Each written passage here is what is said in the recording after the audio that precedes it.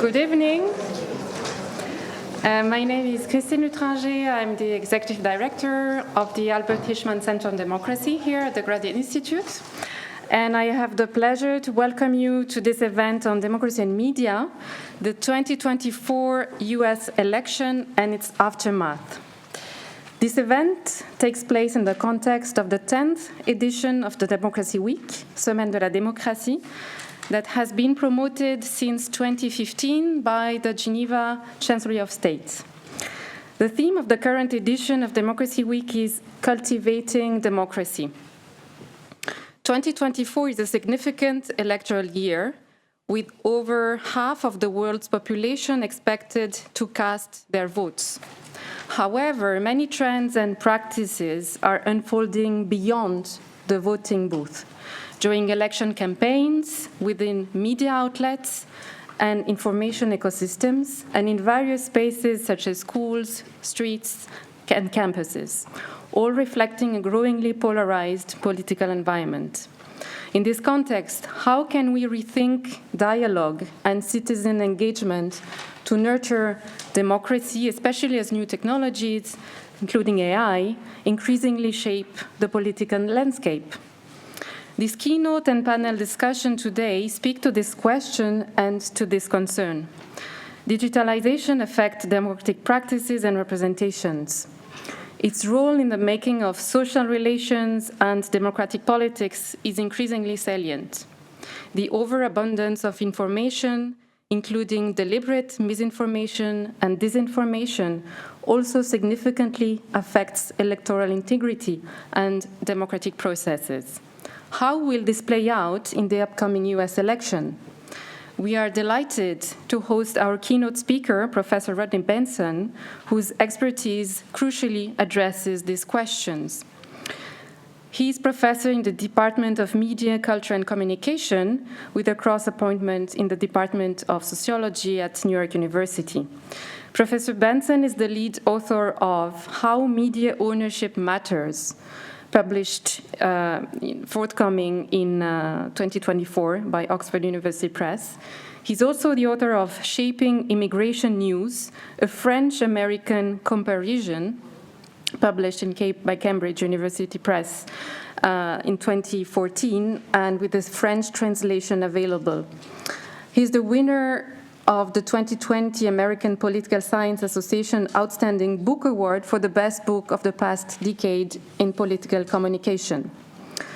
Among his previous publications, I would like to quote Media Systems Online and Offline, comparing the form of news in the US, Denmark, and France, or Rethinking the Sociology of Media Ownership.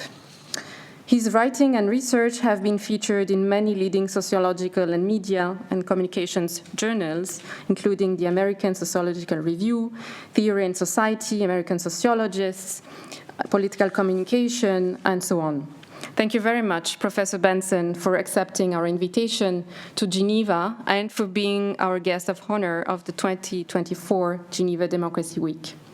We would like to acknowledge the generous support of the United States Mission to International Organizations in Geneva, which has funded since 2 years the visit of an eminent scholar connected to US academic institutions during Democracy Week.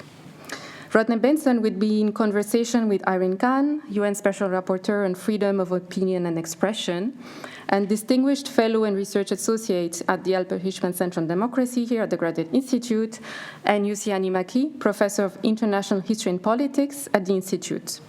The event will be moderated by Stéphanie Nebehay, journalist, former Reuters Geneva Bureau, and contributor to weekly Geneva Observer. Welcome to all speakers and to the audience here at Maison de la Paix. I now would like to give the floor to Madame Michèle Righetti-El Zayadi, State Chancellor of the Republican State of Geneva, who will give a few words introduction.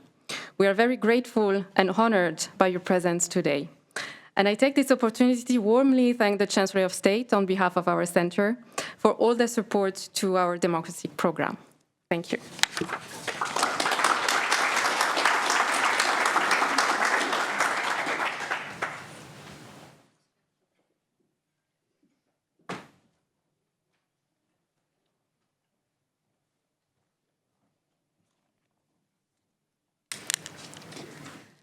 Ladies and gentlemen, it's a real pleasure to welcome you here tonight for one of the great debates of this Semaine de la Démocratie. First and foremost, I would like to thank you all for delighting us of your presence tonight. In some weeks, the US presidential election will enthrall us once again. We will be able to follow the results live on TV and on the web. We will listen carefully to political comments. We will read newspaper and statements on social media.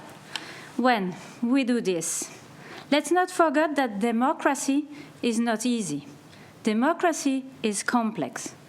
Moreover, we live in an era where democracy is threatened by polarisation. Mesdames, Messieurs, comme le soulignait le professeur Pascal Ciarini avant-hier, la polarisation dont je viens de parler a toujours existé. Idéologique, elle est en quelque sorte normale. Cependant, on constate aujourd'hui une forme de polarisation affective qui se traduit par une authentique hostilité envers le camp adverse. Ces dernières années, nous assistons à cette recrudescence de cette polarisation affective, ce qui entraîne une segmentation grandissante de la société. C'est le cas en Europe, mais c'est aussi le cas en Suisse, comme l'a relevé le professeur Ciarini. Et la Suisse, c'est clair, est un pays qui souffre finalement de ce phénomène, mais qui a des avantages. Parce que notre système démocratique nous offre une chance fantastique. La première, c'est ces outils de démocratie directe, mais c'est aussi ces systèmes d'élection proportionnelle, cette philosophie du compromis et le fait que le pouvoir est partagé. Il faut vraiment cultiver cette chance pour permettre de dépasser ces phénomènes de polarisation et de segmentation de plus en plus forts de la société. Ladies and gentlemen, democracy is threatened by polarization, as I said, but also by suspicions, by conspiracy theories, by misinformation, and by disinformation. Hence, the media have a strong role to play. Media are pillars of functioning democracy. They are the fourth power. They guarantee the free formation of opinion. They inform and engage citizens. We need strong and independent media in order to foster the processes of democracy. However, we have seen how the media sector has been transformed in the past years. The traditional model of the written newspaper is under pressure everywhere, and also here in Switzerland and also in Geneva. There have been a multiplication of communication channels, which lead to an overload of general information. General information and individual opinions also have been amplified on social media. And we have to mention also the challenge of disinformation. On the field of ideology, it's a daily mission to raise our voice and fight against misinformation and disinformation. I will not steal more time, and I give the floor to the debate, another key component of a functioning democracy. Thank you for attention, and have a nice evening. Thank you.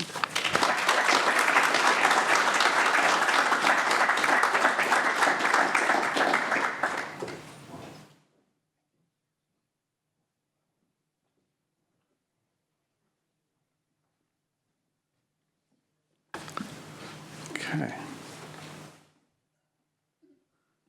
I thank the State Chancellor for those remarks and really set the stage concerning what I hope to address today. I want to thank also the Executive Director of the Albert Hirschman Center on Democracy through the introduction, the Permanent Mission of the United States for enabling me to be here. My fellow panelists, after my talk, I'm looking forward to the discussion, and also Laura Boulon-Cassis and Michèle Augan for organizing my visit. It's a pleasure to be here today to discuss one of the topics. There's many topics that are on our mind right now, and an urgent topic in a city that obviously plays such a leading role in global governance. It's a complex issue, and I hope to just set the stage for the conversation about U.S. politics, media, and democracy, and the 2024 election. But my discussion will be necessarily schematic, and I know there's a lot more to discuss. I'll be discussing, focusing on the issue of immigration over the past 4 decades, how the U.S. public debate around immigration has changed or not changed, and how these changes and continuities provide a window onto broader transformations in the U.S. news media ecosystem and its democratic functioning. I'll be focusing, for the most part, on legacy journalism and online journalism and television journalism as well, although making a few references to social media. I know that's obviously more and more important, but partly because I'm going to be comparing my earlier research based on the end of the 20th century, early 21st century, and what the break that I argue really happened in the mid-2010s. I'll be focusing on the changes in that sector.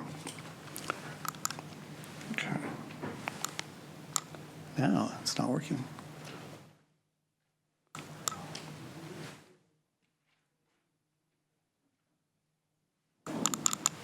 Do I need some tech help? Sorry about that.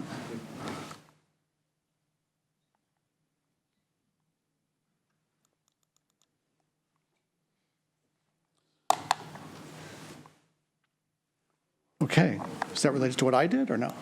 Okay, good. As mentioned, I'll be bringing together my earlier research on immigration news with my current research with a team of international collaborators looking at the U.S., Sweden, and France on media ownership and how that affects political communication. And it's exciting. It's exciting for me to kind of reflect on this and to make that analysis. And I look forward to your comments. I don't have to remind you that immigration has been at the heart of the 2024 U.S. presidential campaign. It's been in the news the last few days as the kind of rhetoric coming from Donald Trump has been intensifying. Arguably, though, the most memorable moment, and maybe some of you saw that so far, was Trump's lie that Haitian immigrants are eating cats and dogs in Ohio. Characteristic of our hybrid media system, this lie originated in a Facebook post, not directly related to either campaign as far as we can tell, was then promoted by Trump in a debate sponsored by ABC News, and then amplified and extended in post by right-wing political influencers on X. These kind of extreme attacks on immigrants have marked Trump's presidential campaign from the very beginning, as you recall. In 2015, Trump set the tone for everything to follow when he came down the escalator at Trump Tower to tell the world that Mexican immigrants were drug dealers, criminals, and racist, although he added that some of them were good people. But what is new about this kind of anti-immigrant rhetoric, and what is a continuation of the immigration debate before Trump? What is new about our current media ecosystem? What is a continuation of an earlier system? And what is distinctive about U.S. media and political communication in general compared to the rest of the world? So I'll try to provide some initial answers to these questions as a way to start the discussion. I will argue, in fact, that there has been a transformation in U.S. media and politics over the past 4 decades, and that these transformations lay the groundwork for the current and past 2 presidential election campaigns. Although my focus will be on the media, I do not want to be media-centric. Media can't explain everything. And in fact, I do think the best place to start is with the political parties themselves. In the 1980s and into the early 1990s, both U.S. political parties were basically big tents. Sometimes the differences within the parties were just as big as the differences between the parties. And immigration is a great example of how this worked. If you go back to the 1980 Republican primary contest between Ronald Reagan and George H.W. Bush, undocumented immigration was an issue that divided the party, actually. On one side, you had businesses that supported immigration to fill needed jobs. On the other side, you had stirrings of citizens in states like California, Arizona, and Texas, just like now, concerned with border control. For its part, the Democratic Party was divided between some labor unions and environmentalist groups that wanted to restrict immigration versus Latino human rights and other human rights groups that advocated on behalf of immigrants' rights. So in this debate, I think it illustrates how this was playing out. As a result, neither party at the national level really wanted to make immigration a campaign issue. So in this debate, you see both Reagan and Bush trying to find a way to reconcile these competing interests. Bush said, I quote, "I'd like to find an approach that would be so sensitive and so understanding about labor needs and human needs that the problem wouldn't come up." Bush also said, referring to the immigrants, "These are good people, strong people, not just some of them." And Reagan said, referring to Mexico, "Rather than putting up a fence, why don't we work out some recognition of our mutual problems? I think we could have a fine relationship and it would solve the problem." Now, to be clear, in the border states of California and Arizona, local officials and activists were fighting for increased border control and elimination of public benefits for undocumented immigrants, including education. These protests intensified throughout the 1990s and 2000s. Yet even in 2006, at the same time that anti-immigration activism was heating up, Republican President George W. Bush distanced himself from the most extreme rhetoric and pushed for comprehensive immigration reform. During this period, especially in the 1980s, but even well into the 1990s, the U.S. also had a very different media system than it does today. The leading media were commercial, but they had a mix of private family ownership and stock market traded ownership. Profit pressures were, of course, present, but they were muted. There was also more public interest regulation. Commercial TV and radio operated under public licenses, which required them to create programs in the public interest. TV news was also required to abide by the so-called fairness doctrine, if you remember that, which was ended in the 1980s, which required them to present contrasting viewpoints in any discussion of public issues. Finally, there was less competition and just a lot fewer media outlets than we have today. It was what political scientist Marcus Pryor has called a low-choice media environment. Most newspapers operated with local monopolies and primarily served local audiences. National media essentially consisted of 3 national news magazines, 3 national television networks, and a small public media and radio, which had just been established in the early 1970s. Finally, professional norms of journalistic practice generally followed from this structural context. There was a less openly partisan approach to the news, and the goal was to reach a broad audience across the partisan spectrum. Then as now, much of the political news focused on the horse race, campaign strategies, and who was up or down in the polls. Specific to immigration, one way that this depoliticized approach manifested itself was with in-depth, long-form narrative journalism. The purpose of this journalism, as a New York Times immigration reporter told me, was to show the concrete impact of immigration policies so that you could connect to the audience. She contrasted this with her observations of German journalism, which she felt was much more abstract and disconnected from the public. However, when U.S. journalists did cover the policy debate, they used a different approach.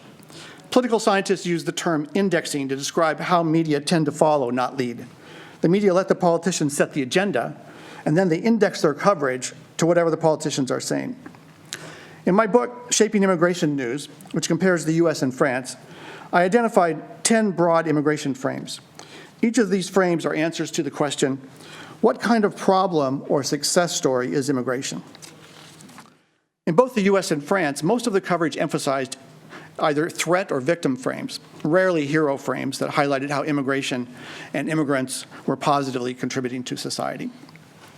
In particular, 2 frames dominated, the humanitarian and the public order frame, or as one French immigration journalist put it, immigrants were covered either from the angle of human misery or crime. These frames had a certain audience, and a certain kind of audience and a certain kind of civic appeal, and they raised important issues, but they were also powerful stories with drama, conflict, and often violence. I found, however, that whether the humanitarian or the public order frame dominated depended on how the news was generated. The humanitarian frame tended to be emphasized in news generated by civil society activism or journalistic investigations. In contrast, the threat frame was highest when the news was generated by government or party actions. But which parties? In a subsequent study of 2011 and 2012, it was a study of undocumented immigration coverage in Norway, France, and the US. We were able to answer this question more precisely, so I was working with colleagues from those countries. threat frames emerged from a range of political actors. But the one common denominator across the three countries was a leadership role taken by far-right parties or anti-immigration activist groups. Already in 2011 and 2012 in the US, we begin to see certain Republican Party members of Congress taking the lead in promoting the threat frame, challenging the victim frames emphasized by the Obama administration. Okay. Now let's fast forward to the contemporary political moment and the use of the immigration issue. The groundwork was laid for this moment in the early 1990s and early 2000s, not only in immigration, but more broadly via the more radical confrontational Republican leadership in Congress. But I argue that its true character and full disruptive potential only became clear in 2015 with the start of the 2016 presidential campaign. Structurally, what were the components of this new political and media ecosystem? First of all, the two parties are no longer ideologically diverse tents, but rather mutually exclusive partisan tribes. In 2000, it wasn't entirely outrageous for the consumer activist Ralph Nader to charge that there was very little difference between Al Gore and George W. Bush. Both candidates ran campaigns that blurred ideological differences. By 2016, Republicans and Democrats occupied separate political and social universes. This slide shows that Republican members of Congress moved far more to the right than Democrats moved to the left between 1972 and 2022. And this slide shows a similar shift in the broader public. Just looking at the top row, as late as 1994, we can see that the issue positions of Democrats and Republicans, these two mountains, overlap significantly. By 2017, the mountains have moved apart like vast tectonic plates. Not shown here is what is the Chancellor referred to effective polarization, and that's also been an important, I don't have a chart to show that, but one interesting, I think really telling statistic is that over the past several decades, Democrats and Republicans increasingly dislike each other so much that they do not want their children to marry someone of the opposite political party. And in the 1960s, that was not really an issue, but now that's something you really want to avoid. To understand all the factors that go into creating polarization, I'll be focusing now more on the media part, but I highly recommend Ezra Klein's book, Why We're Polarized, to understand the U.S. situation and the whole history there. Okay, second, what about media ownership? By the 2010s, what was striking about the U.S. compared to other countries like France or Sweden, let's see, and this is from the ownership book, is that the U.S. news media with the biggest audiences and the highest revenues tend to be overwhelmingly owned by the most profit-driven ownership forms, all stock market-traded companies in this table, but also increasingly hedge funds. In contrast, in France and Sweden, the largest media are spread across different forms of ownership. Stock market, but also private, as in family or employee-owned, civil society, as in foundations or trade unions or nonprofit associations, and finally public, as in public service broadcasting. U.S. hyper-commercial media, especially network and cable television with little to no public interest regulations now, with the end of the fairness doctrine, are incentivized to cover whatever gets the highest ratings, the most attention, and ultimately profits. As he was contemplating running for president in 2015, Donald Trump understood this. He told a group of conservative political operatives, "I'm going to suck all the oxygen out of the room.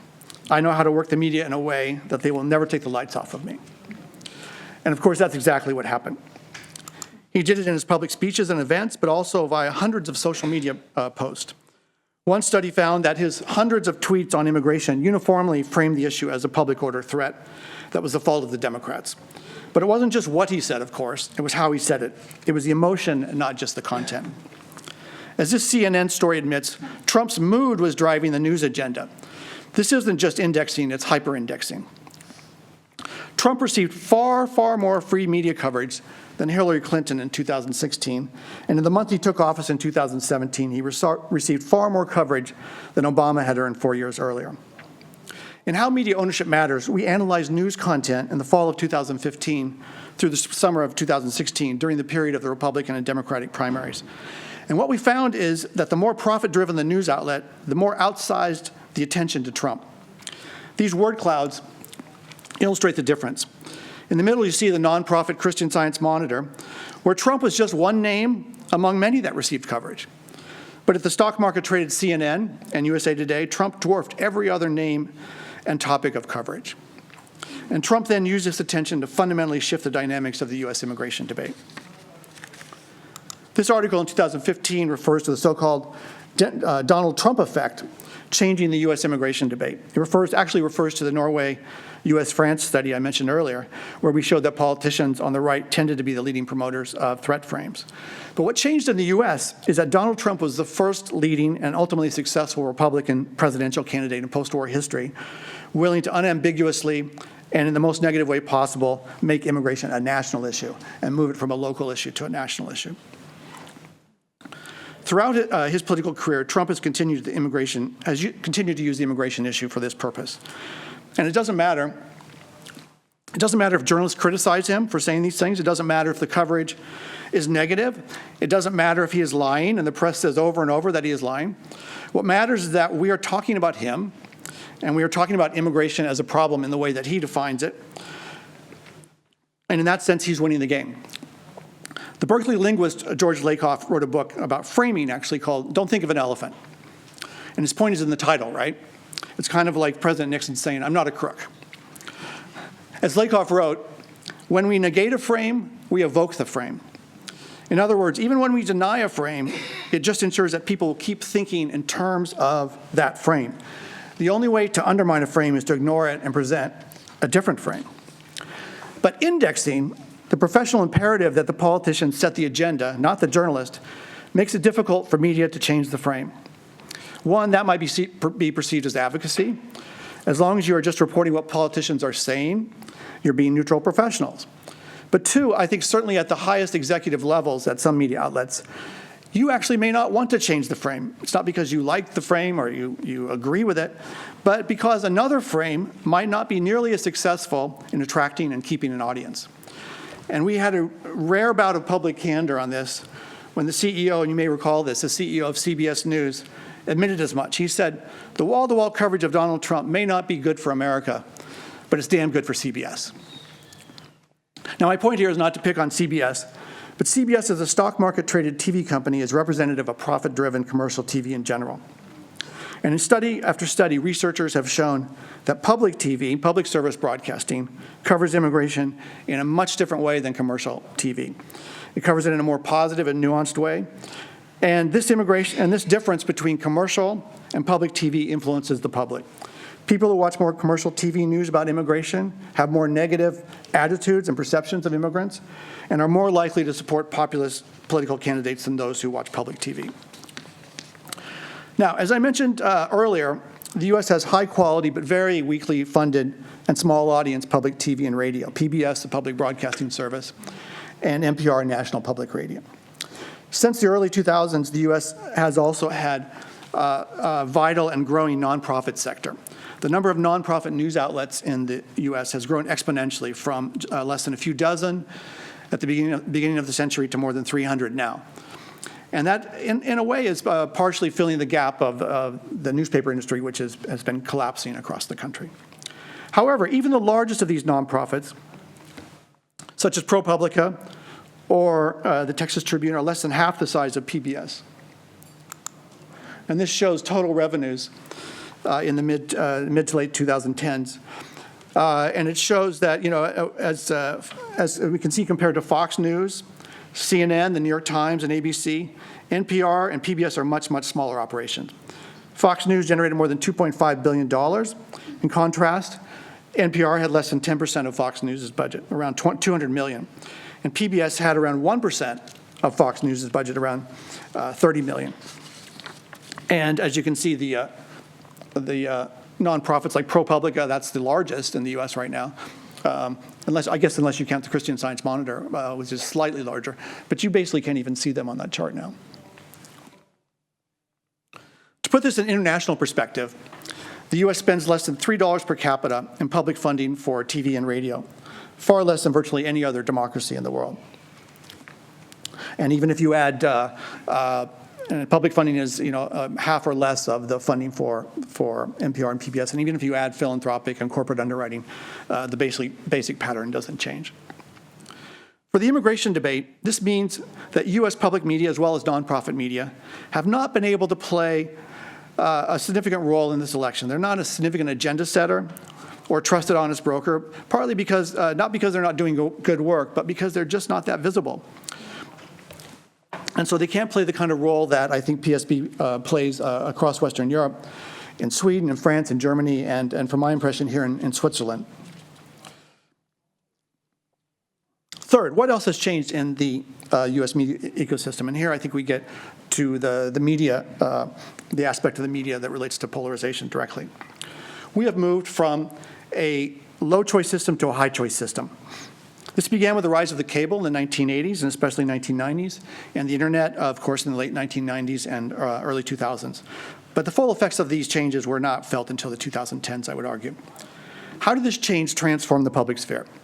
I mentioned earlier the Princeton political scientist Marcus Pryor. Pryor argued that in a low-choice media environment, many people who were not all that interested in politics received some information about politics simply because they couldn't avoid it. When they watched appointment TV, if they turned the TV on at 6 p.m. in the US or 8 p.m. in France, the only thing on was news. And so sometimes they watched the news, basically because there wasn't any choice. But once cable came along, suddenly at the same time you had news, you also had other options. You had The Simpsons on at the same time. You had sports. You had reality TV. And a lot of people took those options. So now if you weren't interested in politics, you could avoid it entirely. But these news avoiders tended to be more moderate. And so the moderates, a lot of more centrist voters, they consume less political news, and eventually a lot of them dropped out altogether. So who was left watching the news? The people who are really, really interested in politics. And what we know about the people who are really, really interested in politics is that they tend to be more partisan. So savvy political news outlets soon realized that the best way to find their audience was to have a stronger partisan identity in order to attract audiences with strong partisan identities. We see the intensity of the US partisan market sorting when we compare the ideological distribution of news audiences in the US on bottom compared to the UK in the middle and Germany at the top. And I want to make clear, I'm talking about the audience. There's been an audience sorting. I mean, certainly many of the outlets that have very partisan audiences are doing their best to be neutral in various ways and to continue to do professional journalism. But there is no doubt that the audiences for much of the mainstream media have moved to the left. And then conversely, media for various right-wing media have, audiences for those media have moved to the right. So I think what's distinctive here about the US is that the US audiences are clustered at some distance from the center, especially on the right, with an almost total absence of media with a center-right audience. In contrast, audiences of news media in the UK and Germany are clustered much more closely around the center. Another way of representing what is going on in the US is captured in the research by Yochai Benkler and colleagues at Harvard. Looking at media inlinks or social media shares, they show that there are distinct blue Democratic and red Republican media spheres with very little cross-pollination. In the middle are a handful of crossover green media, Reuters, like our moderator today, financial media like Bloomberg and the Wall Street Journal, USA Today. These are some media that continue to share readers across the ideological divide. These separate spheres reflect radically different attitudes about media bias. And so some have argued that maybe PBS can play that role, or NPR can play that role of a kind of more centrist media. Maybe, and if you look at the aggregate of all U.S. audiences, they PBS and NPR actually look pretty high. They have that sort of a net positive level of from the public that basically think they're not so biased. They're not one of the biased media. But you have to look at this next chart because this is just aggregates everyone together. And then as soon as you break it down by Republican identity, that completely disappears. And so then what you see is that basically Republicans don't trust any media for the most part, and they trust Fox and the Wall Street Journal a little bit. And so PBS is on there. It's fairly high, but it's a negative 22% net trust on the right. It's not like they trust PBS. They just trust it. They just trust it a little bit less than most of the other media.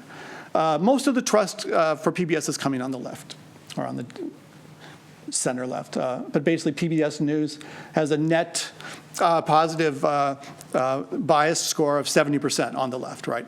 So this is the situation we face, that no media outlet really can serve as that kind of honest broker in the middle. What does this mean for contemporary U.S. journalistic practice? Many of the practices I mentioned as characteristics of the old media ecosystem still exist, especially the indexing imperative, also the horse race focus in the campaign. But Benkler et al. Offer a really powerful analysis of how the blue and red media spheres now operate according to very different journalistic logics. All journalism, they argue, has two concerns. First, providing information, and second, confirming or at least not offending the identity of its audience. Benkler et al. Would describe the pre-2010s journalism I described earlier as operating according to a reality check dynamic, and they show that this is still the primary way that many mainstream media operate. In reality check journalism, news outlets compete on the truth and the freshness of their news, and they deliver both confirming and disconfirming news to their readers. But there is always the temptation as a business proposition to emphasize identity confirmation. If you just tell your audience what they want to hear, you'll probably get a bigger audience. And you'll get a more loyal audience than if you just tell them news that they don't want to hear. And this, of course, is exactly what Rupert Murdoch did when he moved into the American market, especially in cable news with Fox News. And once you start doing this, it's hard to turn back. You have to create an alternate reality, and you have to do everything possible to discredit your critics, which is why Fox News spends so much time attacking CNN and the New York Times. You do everything you can to discredit these critics.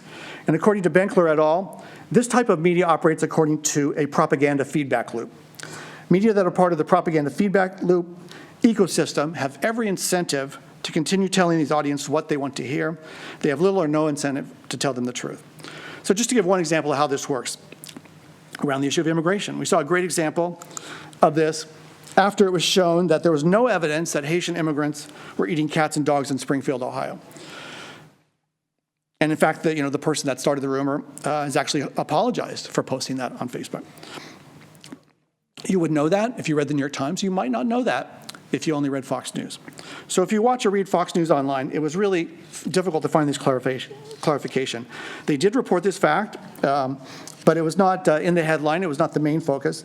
They buried it in a long interview with a local politician who only reinforced the overall negative framing of Haitian refugees as culturally other, so the top interview. In the headline it says, "They don't understand the laws. There are cultural clashes," right? Or you can run a story that turns the tables and attacks the mainstream media for not seeing the big picture. And here we see the right-wing website, The Blaze, publishing a story about J.D. Vance attacking CNN for being too focused on the details and not acknowledging the larger truth about immigrants posing a public order and cultural threat. In contrast, when Tim Walz, not on the immigration issue, but when Tim Walz misrepresented when he visited China in the wake of the 1989 Tiananmen Square protest, the New York Times clearly called him out for it. This is unpleasant information for a left-leaning reader of the New York Times, but the New York Times gave it to them anyway. So in contrast to the late 20th century news media, the post-2015 media political order of the U.S. consists of three elements shaping the immigration debate and the presidential campaign more broadly. First, we have to acknowledge that, as many have, that misinformation is coming from the top. It's coming from everywhere, but where it really matters is that it's actually coming from political elites, and voters take their cues from them. When journalists index their coverage to dishonest and lying political elites, they facilitate the flow of misinformation. Criticizing and fact-checking doesn't mitigate the damage. Second, a profit-maximizing media system, television, websites, social media platforms, we'll talk more about that, is incentivized to give the most attention to the most extremist and vicious liars. And third, as media audiences have split into mutually exclusive partisan tribes, no outlets are universally accepted as honest brokers to adjudicate these competing reality claims. I want to conclude on a slightly more upbeat note. Should we be concerned for American democracy, given what I've said, as well as other democracies? Two lines of thought give me some comfort and hope. The first is that democracy is a lot of things. It's the rule of law. That is important. It's mutual respect. It's thoughtful deliberation. These aspects of democracy are very important, and they seem to be seriously threatened. But democracy is also about public engagement. It's also about participation. It's also about enthusiasm for politics. And whatever you might say about what's going on right now, by that standard, you have to admit democracy in America is very much alive and kicking. The second related line of thought comes from the sociologist Jeffrey Alexander. He says we should stop thinking about politics as a mostly failed debating society and start seeing it as a dramatic performance akin to a ritual. And like any ritual, the goal is not to debate and to discuss, but to achieve solidarity as a community. But achieving solidarity always involves the construction of a we against a them, a hero against a villain. And so what is happening now is not actually that unusual for a democracy. Alexander reminds us that democracy has always involved struggle and conflict, and that it doesn't move forward in a linear fashion. Every few steps forward are followed by steps backward. In Alexander's terminology, frontlash is inevitably followed by backlash. That doesn't mean we should passively accept the demagogue's threat to democracy. It just means that the struggle for democracy is inherently fraught and fragile. So we just have to do what we can and realize that the struggle will never end. The struggle is democracy. Thank you, and I look forward to the discussion.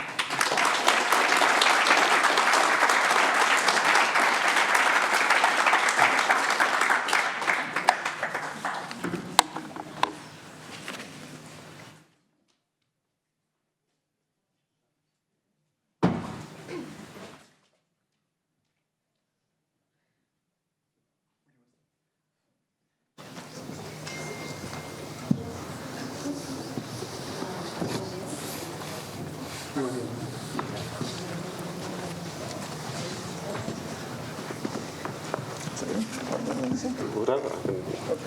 Yeah, okay. Boy, girl, boy, girl.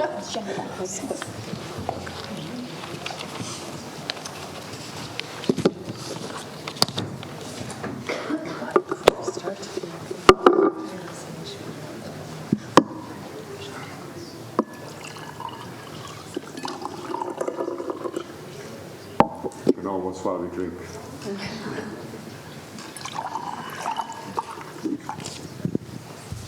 Just test, yeah. Okay. Great. Well, thanks very much, Rod, for a very thought-provoking keynote and on the U.S. media ecosystem and how it's evolved over the decades, and what you term mutually exclusive partisan tribes. So the current scenario being with profit-driven TV and social media platforms helping to circulate this misinformation that we're fed from the candidates and political parties. It's a scenario where the liars get a lot of the most attention, as you said in your analysis. Towards the end of your remarks, you were talking about this destructive feedback loop and breaking this situation, which has been intensified by Trump but not created by him, as you said. This feedback loop on issues including immigration, which are framed as a threat by some politicians.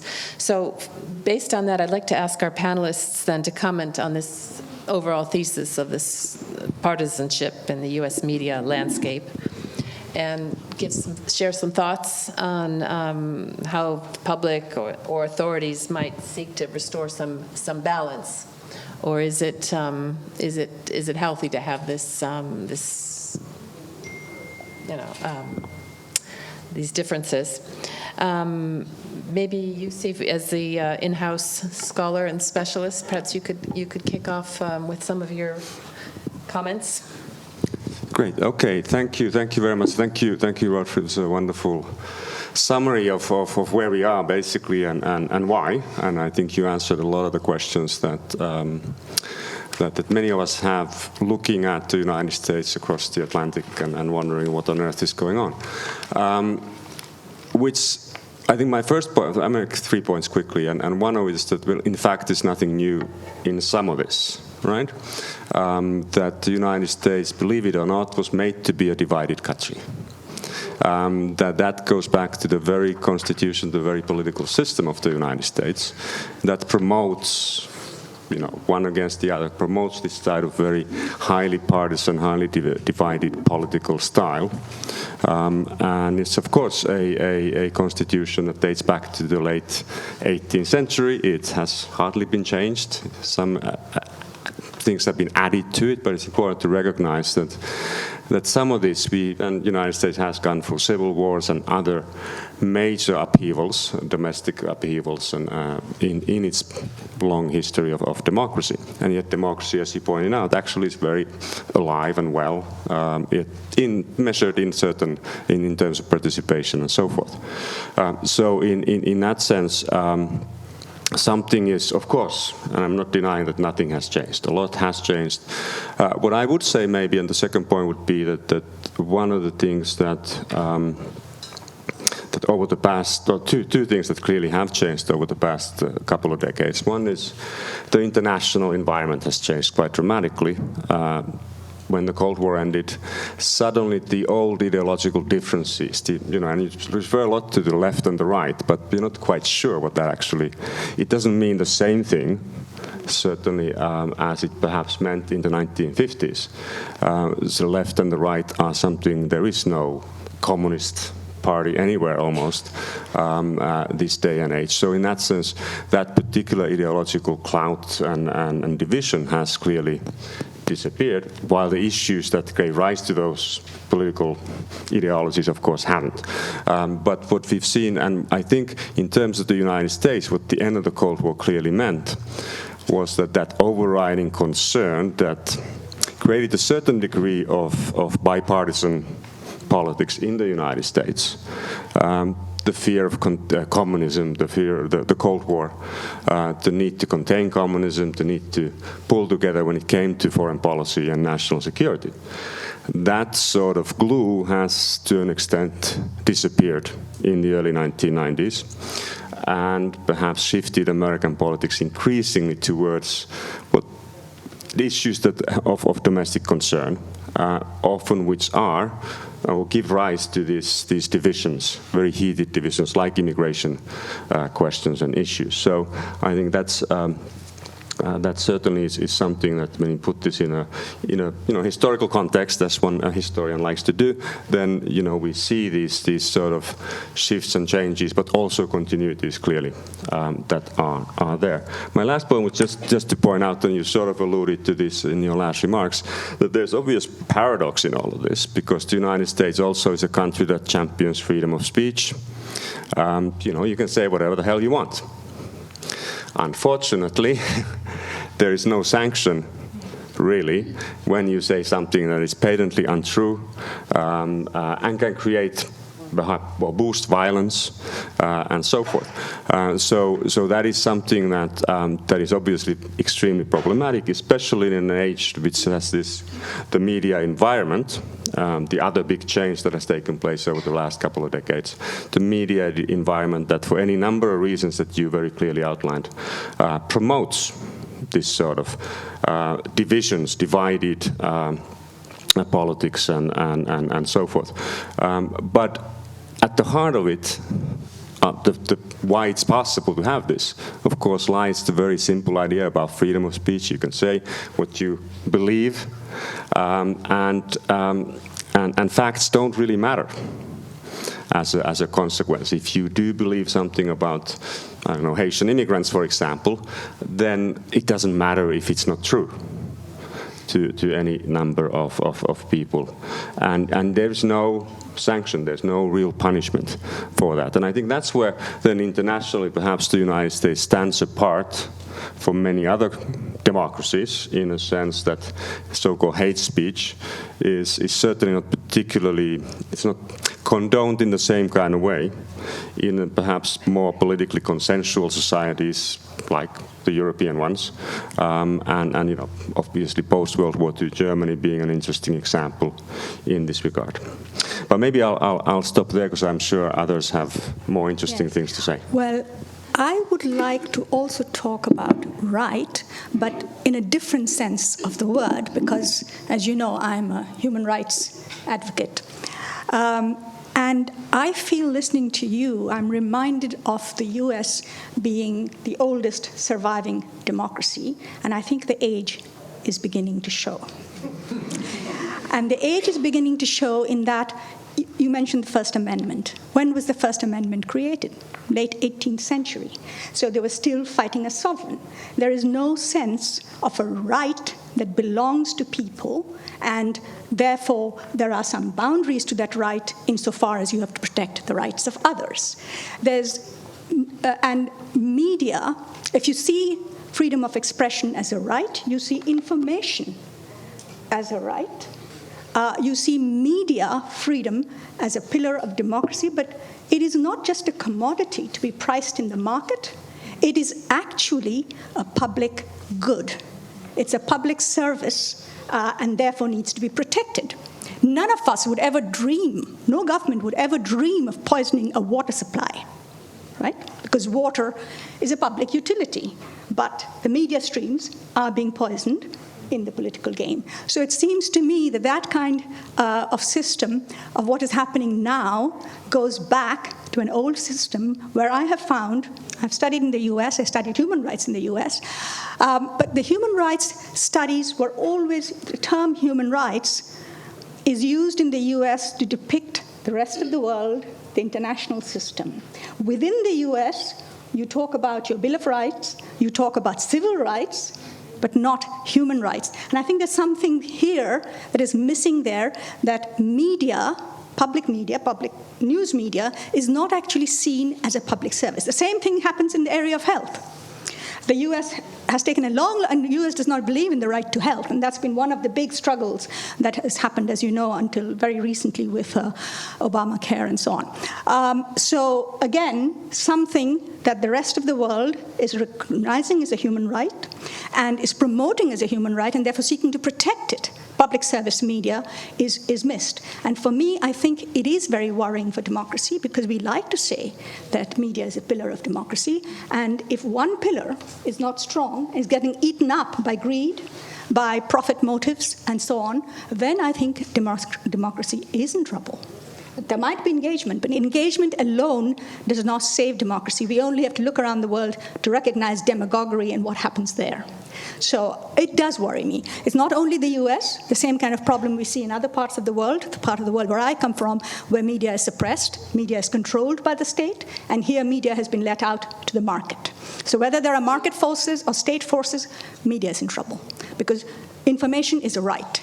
And I've described it sometimes as a survival right. We need it, for example, in conflict situations, but we also need it in free societies to be able to express our views, to be able to progress, to promote development, for example, and also to protect other people's rights. You know, there's a balance. When you start talking about human rights, you immediately start talking about balancing, because everyone has a right, and therefore you have to balance your right. My right extends only as far as it doesn't damage your right. And that's not the way information is being viewed in the US. So I'm sorry, I'm being pessimistic, but I feel very worried about the US, because your elections will affect all of us. We don't have a right to vote, but we will all suffer as the results. Thank you, Irene, for weighing in.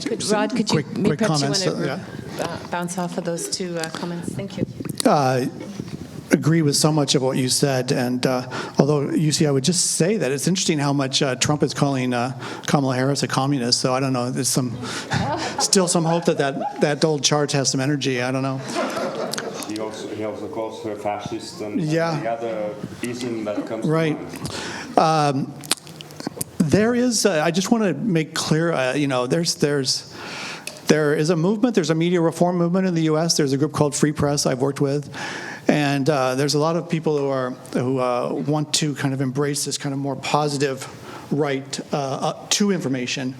I don't think, I think it's a non-starter to kind of talk about, prohibiting these or that bad ideas, but I think the hope is that you can crowd out the bad with more good, with more good information. There's a movement among many communities communities of color in major cities where they're advocating they have crucial information needs, right? They have crucial information needs they're not getting from their local media. And then you start from that. What is it that you're not talking about that we need to hear more about? And then how can we get that if it's not being provided by the market? So foundations are stepping in. Public media is partnering. Sometimes there are some great partnerships between commercial media and nonprofit and public media.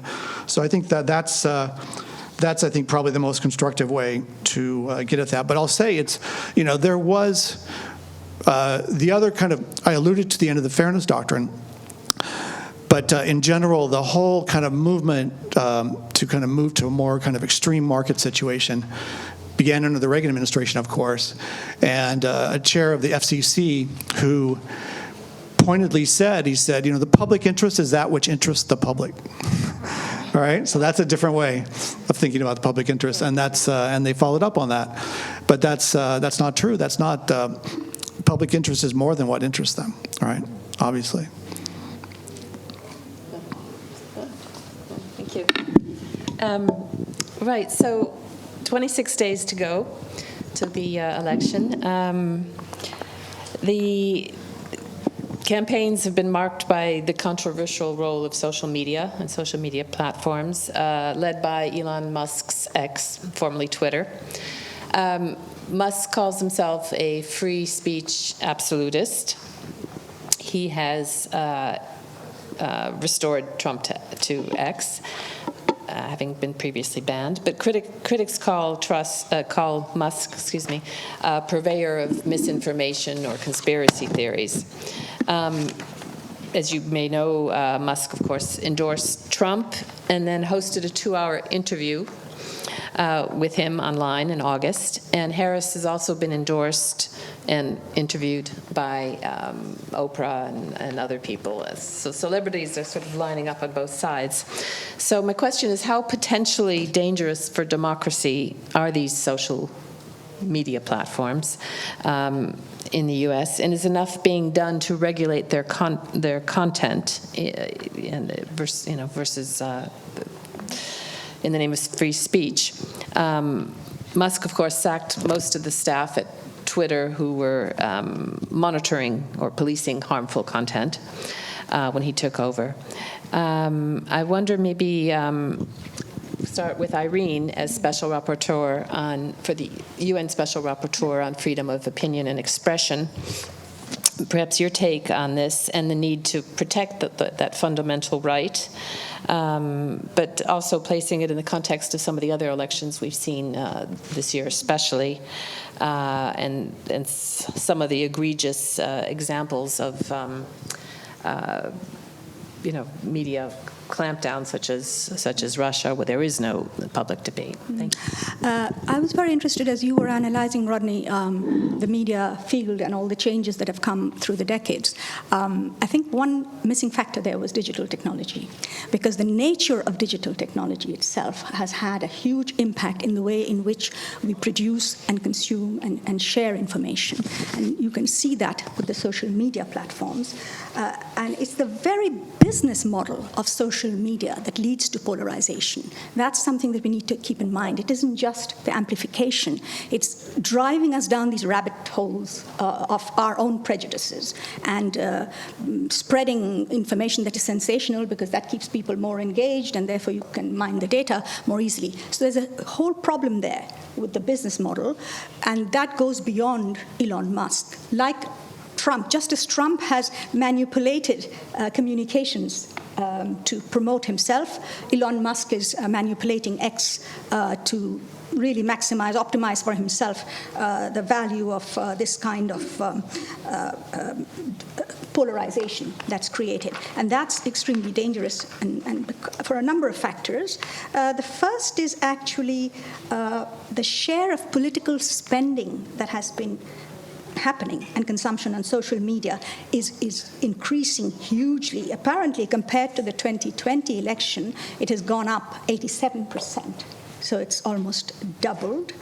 And what is also interesting, that when you look at news, Gen Z, or Z as we say here, they actually, 74% of them learn about elections and political parties through social media. So you can see where the younger people are going. And the campaigns, the election campaigns, have promoted influencers. They've drafted them into their campaigns in a way that has never happened before. And there it is interesting to note that in the Democratic National Convention, 200 content creators were given credentials, and they reach out to 169 million people. The Republicans actually are behind. They had only 70 influencers. And you know that because of all the stories we've seen of how Kamala Harris suddenly jumped up because she was in TikTok, she'd gone viral and stuff like that. So you can sort of see that. But on the other side, of course, the FCC, the Federal Election Commission, doesn't actually look at influence participation in terms of how much is being spent on it or how it's affecting. There's no regulation, no understanding of application of U.S. finance laws to influencers. And yet they are actually promoting a lot of the influence and they're directing things in a certain way. And then you mentioned ownership, media ownership, and that's something that I have looked at very carefully in terms of legacy media as well, how dangerous it is. And even in Europe, until the Media Freedom Act was introduced in March this year, there was no requirement in any European Union country to be transparent about media ownership. When it comes to social media, of course, ownership brings responsibility. But in social media, we don't see that link being made between social media platforms and their responsibility in terms of how information is being produced and spread on their platforms. We've had, as you know, Elon Musk's statements were deemed as incitement to violence in the UK with these recent riots that took place, because of what he said. And so I think there is a huge problem there because platforms like Meta and others, if you ask them, they will tell you that they are doing their best and they've done this and that. But then if you go deeper, particularly into the political ads and how much money they're making out of it, the profit interest, I mean, these are profit-making commercial companies. Again, like your traditional legacy media, there is so much money in there and so much money to be made by promoting hate, more money to be made by promoting hate than by promoting amity. Then where do you go? I have recently done a study on Gaza and the conflict in Gaza, and there we've seen very clearly that Meta's political ad income on pro-Israeli, anti-Palestinian ads, for example, has gone up 400% times for something like $4 million in 2022, and then in 2023, 2024, it's gone up to about $484 million of political ads there. So they have a huge profit motive in spreading hate, whether it's anti-Semitism or anti-Palestinian racism. So why on earth won't they do it? So you can see this whole business about money and lack of regulation and lack of understanding of what you regulate. Because when you talk about regulation, I would again push this issue about information should not be over-regulated, because then, of course, you are infringing on freedom. But there are certain processes, certain areas where you need to be careful that free speech doesn't end up as hate speech or harmful speech. And those lines are not laid down clearly in a market-driven environment, whether it is for social media or whether it's for legacy media. And without an understanding of what is the nature of right that we have to preserve. Because there's a lot of good, I think, also in your First Amendment in terms of the freedom that it gives people to have those different debates and discussions and diversity of views. So, how can you, the challenge, I think, for social media is how do you regulate the processes? How do you make sure that they are transparent about what they are taking down and what they're keeping on and what their rules are and who, because you see discrimination taking place. There are certain views that they will promote and other views that they will remove. I mean, Musk himself is an example of that. On X, he will say certain things when it suits him and not allow other things in other ways. So there needs to be more understanding of regulation as well, but you do need to have a rights-based, my argument would be a rights-based approach to information is very much needed in the 21st century. Rod, did you want to? Thank you for those fantastic remarks. And I think you have to be careful about regulation, but I think, Europe has kind of shown that you can regulate, and the platforms have to respond to that. So if there's a will, there's a way. And I think also one of the ways to kind of move forward is through antitrust, not necessarily by winning antitrust suits, but by threatening them, because I don't think that breaking up Facebook or Google would actually change that much. If you divide it, you'd have 2 or 3 companies doing the same thing that the big company was doing before. So, but the threat of antitrust could give you the leverage you need to get the regulations you need, because I think they'd rather have regulation, or they'd rather certainly self-regulate, but they'd probably take regulation rather than be broken up. So that's something to think about. The interesting thing in the European Digital Services Act is actually they are not, size is an issue, but that's a monopoly matter. But what they're looking at is actually audits. They're asking these big companies to do independent audits and to make it available. Like algorithmic audits? Exactly. Right. Audits, and what are they taking down? Where do you see the threats? How are you managing the threats? As a big company, how are you managing the threats? Obviously, the threats are defined under law in terms of prohibition of harmful speech and so on, child pornography and other issues like that. So they are putting the sort of transparency window there and saying, okay, tell us what you're doing. There is also in the Digital Services Act a provision by which companies are compelled to share data with researchers, because when we look at social media, unlike legacy media, you or I would not be able to do the kind of analysis that you did on media on social media, because we need to really understand how digital technology works. So Digital Services Act has a provision that compels companies to share that data. Of course, right now, the companies are trying to resist that and finding out all sorts of issues about intellectual property and data protection rules and so on, not to share the data. But you're opening it up to experts to actually see how these companies are behaving. Because that's the other issue with social media. It's very complex. We see the end product on our iPhones, but how it happens at the other end, we don't understand, and we need to understand in order to be able to hold them to account. So there's the trust. The antitrust is only one part of it. There has to be more than that if you really want to figure out. If you really want to ensure that their business model is not hurting people. So it's not just the volume will not get you there. You also have to look at their business model and what is harmful about it and hold them to account. Right. Thank you for drawing that comparison with the legislation in the EU. I think we'll have one more question, and unless Jussi wants to comment on the social media, or should we move on to the... No, let's move. I think maybe the audience will also wish to ask a few questions. So, yeah. Okay, so this question is about... with the U.S. election ultimately being decided by what is widely viewed as 7 battleground states, where just a small number of independent or undecided voters will be casting their ballots. And the U.S. electoral system is designed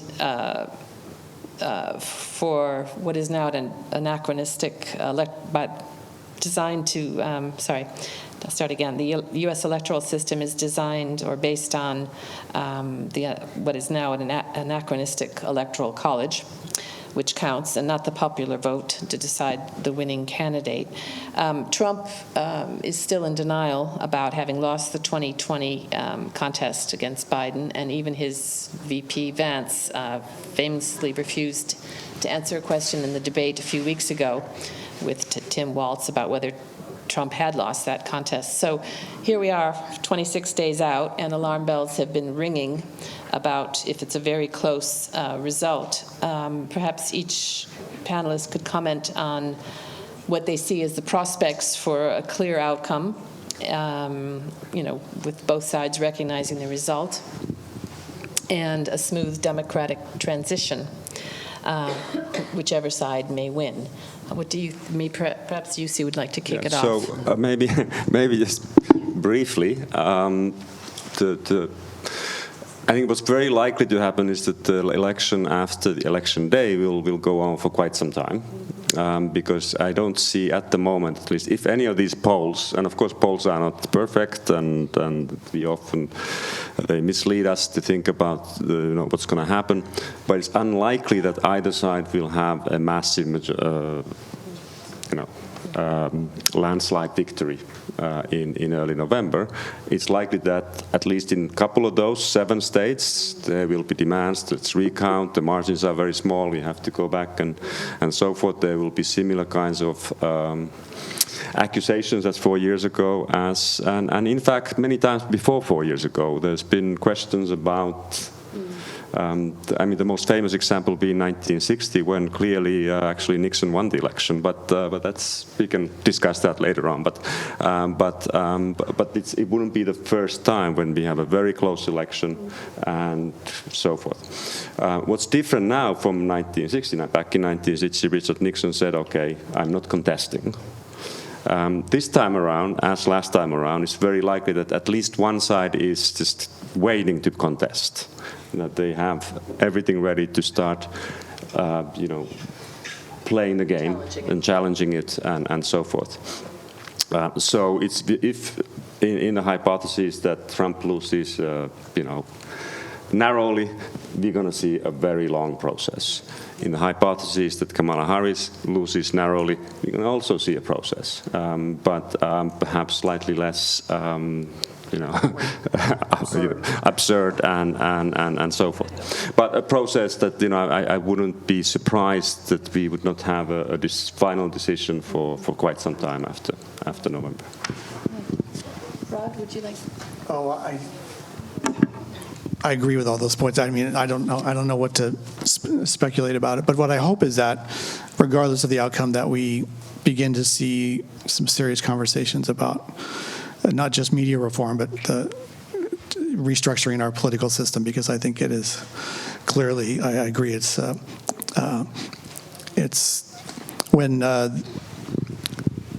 the winner of the popular vote loses the election several times in a row, I think we should begin to be concerned. So making America not great again, but America. How about making America democratic again, and not in the sense of the Democratic Party, but reforming the Electoral College, voter registration. Just a host of things, and what, as I think, to just get back to what I started with, what's going on in the political parties. I don't know how we can force that change, but I hope that there are some voices of conscience and sanity in the two parties, and especially in the Republican Party, that can begin to think about long-term change and to think about their role in some of these destructive actions. Right. Certainly a need for reform. I think, Irene, just before you made some you made an interesting comment before we started tonight. You said about the U.S. system being unique. I'll let you finish your thought there. Yes. Because it was, the thing that bothers me, or I wonder, whatever the results are, to what extent the rule of law will prevail, or people's trust in the rule of law will prevail, because one of the other institutions that has been dented in the U.S. has been the Supreme Court. The trust in the Supreme Court is also very low. And the last time round, I think the institutions actually behaved very well. In 2020, the institutions actually did behave very well, including the institution of the vice president, right? So this time round, those institutions will be manipulated, could be manipulated, or could be perceived as being manipulated. Because the basic issue with media, or with the rule of law, or with democracy, actually, is public trust. And that public trust is quite low at the moment because you have no trust between people. So that's going to be an issue. And of course, the old system, which we were talking earlier about your electoral system, etc. That is again from a time when people wanted to control the state. In the modern times, actually, the state has been given a lot more power because people trust the state, particularly democratic countries. We trust in Switzerland, the state does all kinds of things and people just go along with it because they believe that the state is making the right decision, is keeping their interests in mind. And that sort of in the US, you have this old-fashioned system that is coming in to operate now. And then if the courts don't understand and don't, particularly the Supreme Court, doesn't make the right decision, then I think that's probably a big risk there. Okay, thank you to all three panelists. We're opening up the floor now, so if people have questions, we're keen for them. If perhaps you could just briefly introduce yourself and try to stick to questions rather than comments. So the gentleman in the very center, please, if you have a mic. Thank you. Thank you very much for this very interesting conference that has been very thought-developing. And so my name is David. I'm a master's student at the Geneva University. So the role of media, as you can see, has been very important also in elections, etc. But I would like to have some of your insight on the role of. You mentioned also the influencers doing their different conventions, whether it's Democratic or Republican. Could you give us also some insight, whether it's from a sociological or media or other point of view of foreign meddling in the elections, whether it's also from a media point of view, it was proven that during 2016 election, there has been some meddling from the Russian authorities that has a lot influenced the media when there was the whole issues about Trump saying very horrible and sexist remarks. At this moment appeared the issue of Kamala Harris, the Hillary Clinton emails. So it has been proven that there's been also foreign meddling in the media, in the US media, and recently, for example, Putin has said he supports Kamala Harris, which has been very surprising, but would foreign powers what is the influence of foreign powers in U.S. election media? Good question. Thank you. Foreign meddling and manipulation, potentially. Maybe, Rod, would you like to address that, please? It's hard to know. I mean, we knew, a lot of this in the last 2016 election, we were able to kind of reconstruct a lot of what happened in that election, and we found that various influencers or various people creating content in Eastern Europe or East Central Europe, and how mass? I think it's part of the mix, But I think we're doing a pretty good job domestically in circulating misinformation. That I don't feel like we can pass it off to foreign agents causing the trouble for us. So sure that it's going to be in the mix, but I think it's true, though. I just wanted to follow up. That's right. That's my students in my political communication class. They're getting their news from influencers and on TikTok and on YouTube. Although, often when people say they get their media from social media, they're getting legacy media through the social media, too. That's part of the feed. So they're getting a mix of different kinds of influencers. And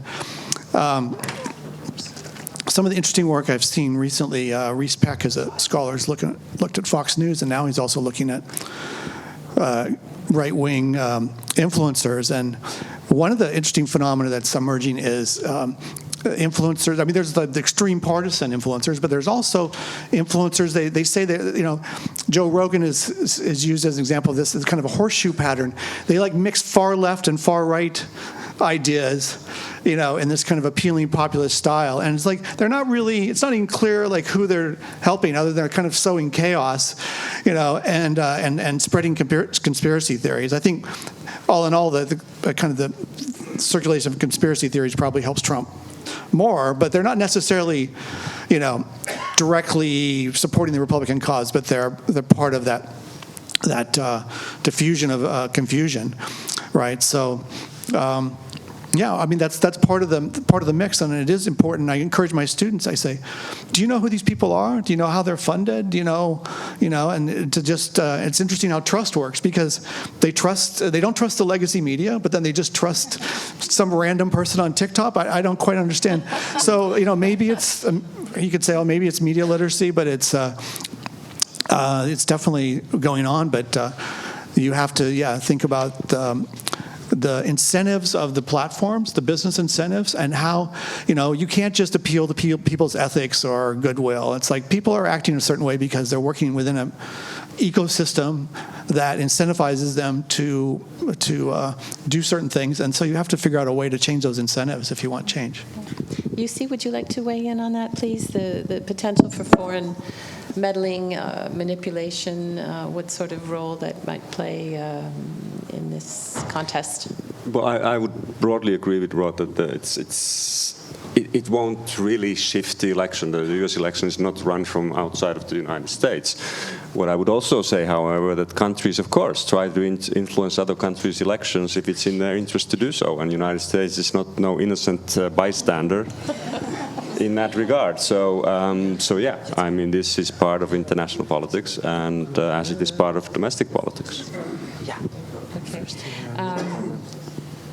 Right. There was another hand up there. I think I saw this gentleman here, and then the lady at the back, please. Thank you. If you just briefly introduce yourself and pose a concise question, please. Thanks. Thank you. My name is Alexei Barbuk. I'm from Belarusian mission here.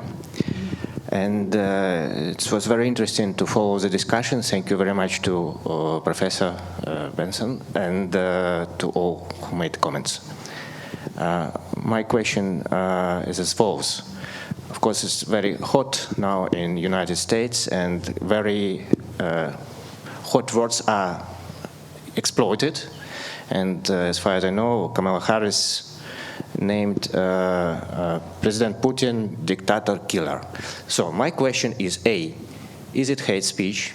B, in your opinion, is it a definition? C, Democrats are inclined to human aspect and they're emotional. Mr. Biden presented beautiful sunglasses in Geneva here. So after going through crisis, they will be great friends.